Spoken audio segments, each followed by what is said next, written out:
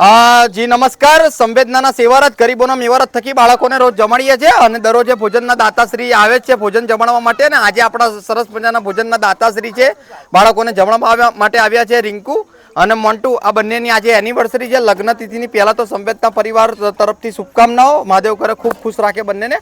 તો આજે એનિવર્સરી છે રિંકુ અને મંટુની. તો આ બંને જણા અહીંયા આગળ બાળકોને જમાડવા માટે આવ્યા છે. તો એમના ને એમના પરિવારનો મેં આભાર માનીએ છીએ.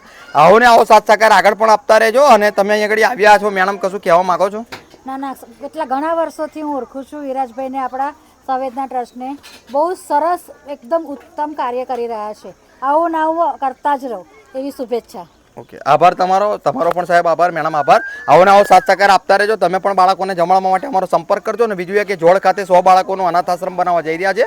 તો બાંધકામમાં દાન આપવા માટે અમારો સંપર્ક કરજો. અને આ વિડીયોને વધુમાં વધુ લોકો સુધી પહોંચાડજો. અને આ જે સ્કેનર મૂક્યું છે, તો ફૂલ લઈને ફૂલની પાખડી આપીને તમે બાંધકામમાં દાન આપી શકો છો. ભારત માતા કી જય, વંદે માતરમ, જય શ્રી કૃષ્ણ, જય માતા.